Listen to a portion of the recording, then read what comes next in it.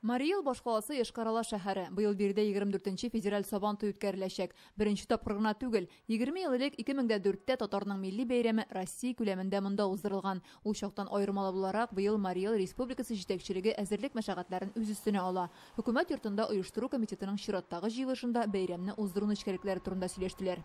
Основной праздник, любимый праздник татарского народа. Бу татарларның төп һәм иң яраткан бәйрәме. Аны Россиянең күп кенә төбәкләрендә уздыралар. Быел бу зур җаваплылык безгә дә йөкләнде. Сабан туйны лаеклы рәвештә үткәрергә кирәк. Бу оештыру комитетының 3-нче җыелышы. Федераль сабан туйның логотипын растладылар. Ул 3 телдә: русча, татарча, марийча язылган. Анда татар һәм марий халкының милли бизәкләре төшерелгән. Яшел төсне тагын да ачыграк итәргә дип килештеләр. Зеленый цвет немножко надо другой контекст сделать, он надо подобрать, и тогда все три одинаково будут смотреться. Сабан туй Йошкар-Оладан 3 чакрым ераклыкта Медведевский ипподромында узачак. Монда 50 миллион сумга төзекләндерү эшләре башкарылган. Җыелышта милли бәйрәмнең ярыш һәм уеннары турында сөйләделәр. Татарстан һәм Мари-Элның сәнгать әһелләре концерты, татар базары оештырыла, ат чабышлары үтәчәк. Әлбәттә, милли көрәштә бил алышалар. 1000-гә якын кеше сабан туйның мөхтәрәм кунагы булачак. Такой очень хороший пример для всех субъектов, где мы проводим сабан туй. Сезнең сабан туйны оештыруыгыз башка төбәкләр эчендә үрнәк булып тора. Бәйрәм узачак мәйданда карап куелган, объектларыгыз да әзер, югары дәрәҗәдә үткәрәсе генә кала. Мари-Эл халкы һәм килгән кунаклар озак еллар искә алып сөйләрлек булсын. Хорошо готовится.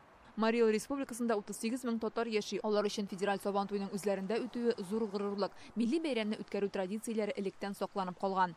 Республика сабан туйы ел сайын шул дәрәҗә дип әйтик инде, халык әзрәк булса да инде, шул ук тәртибе, шул ук гореф гадәтен саклау, шул сабан туй шулайрак бара бездә дә. Безнең әле урысча әйткәндә культура проведения сабан туйы сохранилась дигән сүз инде. Мари-Эл республикасында яшәүче милләттәшләр туган телләрен һәм гореф-гадәтләрен саклап, дини кануннарны үтәп гомер итә. Йошкар-Оланың Үзәк Җәмигъ мәчетендә беренче республика күләм ифтар узды. Ул 500 кешегә исәпләнгән. Аны уздырырга Бөтендөнья татар конгрессы ярдәм иткән. Васил Шәйхразиев милләттәшләрне сәламләде. Республика күләмендә ифтарлар үткәрү безнең өчен иң зур байлыкларның берсе. Һәм без Татарстанда Бөтендөнья татар конгрессында сезгә шундый зур рәхмәтле татар булып, шушы республикада яшәү, үзеңне татар итеп хис итеп, аңа хезмәт итү өчен. Яшьләр дингә бүген көндә бик әйбәт тартылалар.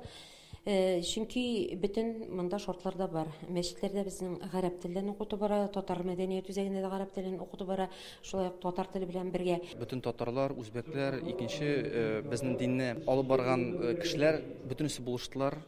Кемдер сухофрукты, кемдер сулар, кемдер плакатлар эшләделәр. Шундый общий усилие белән эшләнгән зур нинди мәҗлес безгә беренче тапкыр. Тәрбия, воспитание дип атала бит инде. Безнең динебез ул яктан бик күп не бирә.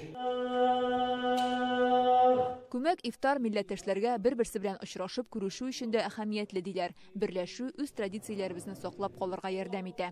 Фәрүзә Мәҗитова, Гадел Биндубаев, Яңа Гасыр каналы.